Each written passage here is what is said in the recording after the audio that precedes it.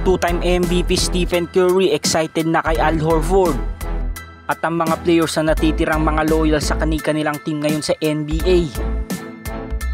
So sa mga balitang nai-update nga natin patungkol sa former All-Star na si Al Horford.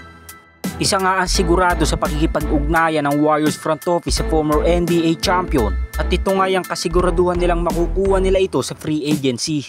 Ngunit ang twist nga sa Golden State Warriors ay hindi pa nga nila ito mapapirma ng kontrata. Dahil hanggang ngayon ayon sa mga reports ay nag-iisip pa nga ito kung babalik pa siya sa NBA. So si Al Horford nga ay nasa linya na ng retirement. Dahil nasa 39 years old na nga siya at ika-19 season na nga din niya ito sa NBA. At wala na nga din siyang dapat pang patunayan dahil nakamit na nga niyang magkaroon ng kampyonato.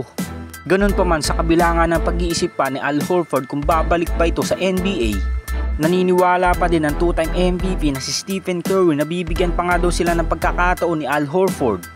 Dahil kung titingnan nga natin ang kanyang laruan, pwede pa nga din siyang maging kabilang ng starting lineup or second unit. At ang posibleng nagtutulak pa kay Al Horford sa paglalaro ay baka magkaroon pa nga ito ng tsansang magkampiyon sa team ng Golden State Warriors.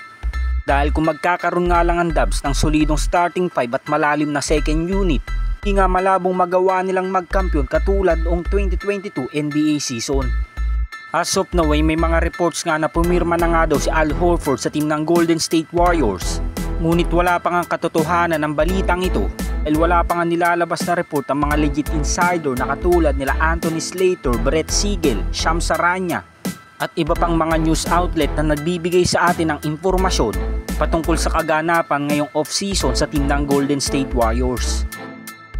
Samantala, since nang magkaroon ng super team sa NBA, kami na nga mga players ang sadyang lumilipat sa mga malalakas na team kung saan kaya nila ito ginagawa ay upang magkaroon kaagad sila ng kampyonato.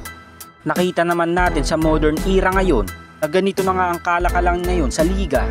At ang ibang mga players naman ay kontrata na nga lang ang nagiging labanan kahit hindi magkampiyon upang masecure nga lang nila ang kanilang pamilya.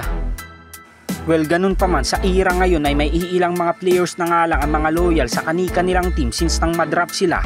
Ito nga ay sila Stephen Curry at Draymond Green ng Golden State Warriors, si Devin Booker ng Phoenix Suns, sinundan nga yan ni Giannis Antetokounmpo ng Milwaukee Bucks. At isa rin dito si Joel Embiid ng Philadelphia 76ers. At ang panghuli nga dyan ay si Joker ng Denver Nuggets. So ang apat na players nga dito ay nakapagkamit na ng kampyonato.